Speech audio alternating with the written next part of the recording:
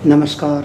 आज हम पर्यावरण कक्षा 5 पाठ नंबर 6 को पढ़ेंगे। पाठ का नाम है बीज बना पौधा, यानी बीज है वो पौधा कैसे बनता है, इसके बारे में हम पढ़ेंगे। तो हम पौधों के बिना पृथ्वी पर जीवन की कल्पना नहीं कर सकते। पौधे हमारे बहुत काम आते हैं। इनकी अलग अलग भागों को हम कंद, मूल, फल और बीज के रूप में खाते हैं। अब इसके अंदर आता है कि सामान्य पौधे बीज से उगते हैं और बीज को मिट्टी में डालते हैं, उसे खाद पानी देते हैं, फिर उसमें अंकुर निकल के ज़मीन में आते हैं और कुछ दिनों के बाद में एक कोपल ऊपर की ओर निकलता है जिसे पौधा बनता है। गेहूँ, जौ, चावल, चना, ज्वार, बाजरा, मूंग, मोठ, उड़द, अरहर आदि पौधे बीज से ही उगते हैं। अब इसके अंदर बताया गया है, मोनू कहती है कि नए पौधे का बनना, नया पौधा कैसे बनता है। मोनू कहते हैं, गुड्डी देखो, नीम के पेड़ के नीचे व तुलसी के गमले में नए नए छोटे छोटे पौधे दिखाई दे रहे हैं। गुड्डी कहती है कि हाँ भैया, बहुत सारे पौधे हैं। भैया ये पौधे कहाँ से आए, इनको यहाँ कौन लाया है। मोनू कहती है, गुड्डू ये पौधे तो बारिश में अपने आप उग जाते हैं, क्योंकि जैसे ही जो बीज होते हैं वो उनके गिर जाते हैं नीचे, और गिरने से बरसात होती है तो बरसात के अंदर ये अपने आप पौधे हो जाते हैं। गुड्डी कहती है, भैया एक पौधा मैंने उखाड़ा है, देखो इसमें क्या दिखाई दे रहा है। मोनू कहती है कि गुड्डू यह चने का एक पौधा है, इसके नीचे से जड़ निकलती दिखाई दे रही है, इसी से पौधा उगता है, इसे वापस ज़मीन में लगा दीजिए। अब यहाँ चने का पौधा बताया गया है जिसके अंदर जड़ है, ये नीचे अंकुरित हुई है और ये जड़ है और इसके पौधा बना है जो इसके अंदर बताया गया है। बीज का अंकुरण। अब बीज का अंकुरण कैसे होता है। बस बारस, जिसको बस द्वादशी का त्यौहार कहते हैं, गुड्डी की माँ ने मूंग, मोठ व चने भिगो करके उन्हें एक सूती कपड़े में बांध दिया और दूसरे दिन सुबह होते के होने पर पूजा के लिए मूंग, मोठ, चने की दानों को निकाला गया। तो गुड्डी ने भी माँ से पूछा, माँ मूंग के अंदर ये सफ़ेद सफ़ेद धागे जैसा क्या निकलता है, यानी वो अंकुरित हो गए। चना है, मूंग है, वो अंकुरित हो गया। माँ बोली, बेटा यह जड़ है, बाद में मूंग का पौधा बनेगा, इसे अंकुरण कहते हैं। ये जो पतले धागा निकला है, यही पतला धागा है, जड़ है, और इस जड़ के बाद ये पौधा है बनेगा और इसको हम अंकुरण कहते हैं। अंकुरण कैसे किया जाए, तो बीजों को एक कपड़े में, सूती कपड़े में भिगो के इसको रख दिया जाए, तो बाद में सुबह उसको देखेंगे तो उसके अंदर से जड़ निकलती है, पतली धागे के समान दिखाई देता है, तो वही जड़ है और वही अंकुरित होता है। अब इसमें बोला, एक कटोरी लेकर उसमें मूंग, चना, मोठ या कुछ दाने लीजिए और इस कटोरी को पानी से भर दीजिए। सबसे पहले क्या करना है, एक कटोरी लेना है, उस कटोरी के अंदर मूंग या चना या मोठ के दाने लेने हैं और उसको कटोरी को पानी से भर देना है। फिर दूसरी कटोरी में गीला कपड़ा रख करके उसमें मूंग, चना, मोठ के कुछ दाने डालो और दानों को गीले कपड़े से ढक दीजिए। पहली कटोरी के अंदर तो उसके अंदर मूंग, चना, मोठ के दाने लिए हैं और कटोरी को पानी से भर दिया है।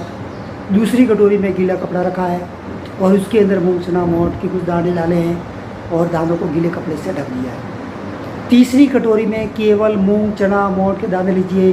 पर इन कटोरियों में अंकुरण की स्थिति देखिए, तो जो तीसरी कटोरी है वो केवल उसके अंदर मूंग, चना और मोठ के दाने डाले गए हैं, तो ये अंकुरण स्थिति इसमें नहीं होने वाली है, क्योंकि इसमें खाली दाने हैं। दूसरी कटोरी इसमें गीला कपड़ा है तो इसमें अंकुरित होगा, और प्रथम वाली है तो इसमें कटोरी में पानी भरा हुआ है। पहले दिन अब इसमें कोई परिवर्तन नहीं, फिर पहली कटोरी में कोई परिवर्तन, दूसरी कटोरी में अंदर से कोई परिवर्तन नहीं है, लेकिन कटोरी में इसके आकार में भी कोई परिवर्तन नहीं। दूसरे दिन दाने का आकार बड़ा होता है पहली कटोरी के अंदर, फिर दूसरी कटोरी के अंदर दाना फूट जाता है और तीसरी कटोरी में किसी प्रकार का कोई परिवर्तन नहीं होता है। तीसरे दिन पहली कटोरी में दाने का आकार बढ़ा और फिर इसके अंदर दूसरी कटोरी में अंकुरण हो जाता है थोड़ा, और तीसरी कटोरी के अंदर आकार में कोई परिवर्तन नहीं होता है।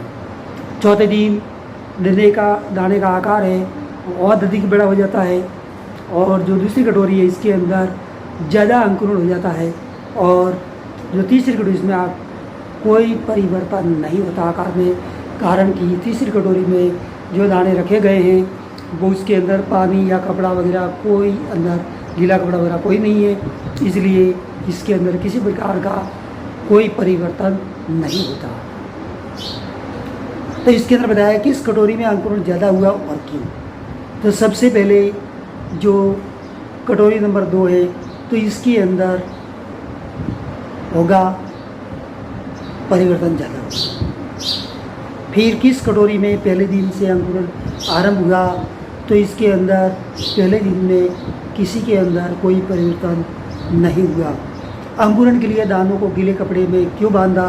क्योंकि उसको नमी मिलेगी और नमी से जल्दी अंकुरण हो जाता है। किस कटोरी में अंकुरण नहीं हुआ तो तीसरी कटोरी थी, इसके अंदर अंकुरण नहीं हुआ। घर में रखे अनाज के दानों में अंकुरण क्यों नहीं होता? क्योंकि उसको नमी की आवश्यकता होती है, जब तक नमी नहीं मिलती है तब तक उसमें अंकुरण नहीं होता है।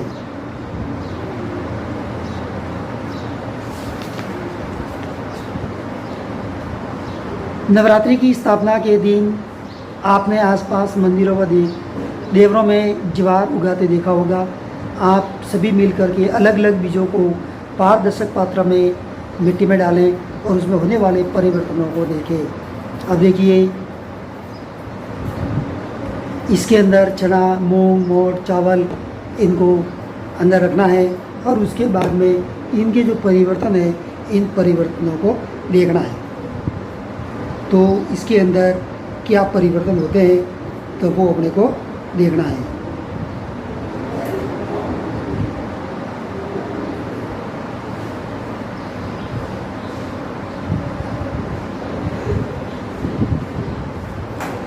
अब इसके अंदर बोल रहा है बिना बीज के उगते पौधे। बीज है ही नहीं और बिना बीज के पौधे उगते हैं। तो बिना बीज के पौधे कैसे उगते हैं इसके बारे में अपन पता लगाएंगे। ऐसे कौन से पौधे हैं जो बिना बीज के उगते हैं? तो अपने घर के अंदर रखे आलू से बरसात के दिनों में अंकुरित निकलते हुए देखा होगा।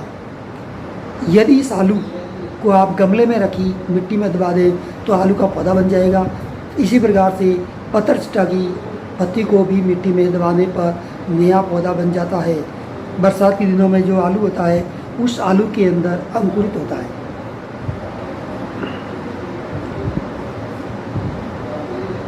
और इससे उसको अगर मिट्टी में दबा दिया जाए तो ये पौधा बन जाता है।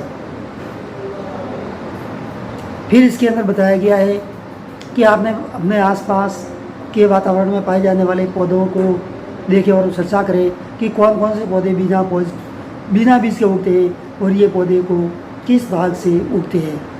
तो हरका ने पुदीने की जड़ सहित टहनी अपने आंगन में गीली मिट्टी में दबा दी और उसने देखा कि कुछ दिनों में बहुत सारा पुदीना उग गया। यानी जो पुदीना है ये भी बिना बीज से उगता है। मीना के घर पर मनी प्लांट का पौधा पानी की बोतल में लगा हुआ था। यह देखकर हरका ने पूछा यह कैसे उगाया? तो मीना ने बताया कि कलिका युक्त टहनी को पानी की बोतल में या गमले की मिट्टी में लगा करने पर पौधा बन जाता है। अब इसके अंदर बताया गया है कि सबसे पहले आलू, तो आलू है ये पौधे का जिस भाग से ये बनता है वो है, तो आलू ये एक तना है। अब उसके बाद में मनी प्लांट ये भी तना है, पुदीना ये जड़ है और गुलाब ये भी तना है, चमेली ये भी तना है, पतरचटा ये एक पत्ती है। अब उसके बाद में कलम कैसे लगाते हैं, इसके बारे में हम अब कल पढ़ेंगे। आज यहीं तक पढ़ेंगे। जय हिंद, जय भारत, वंदे।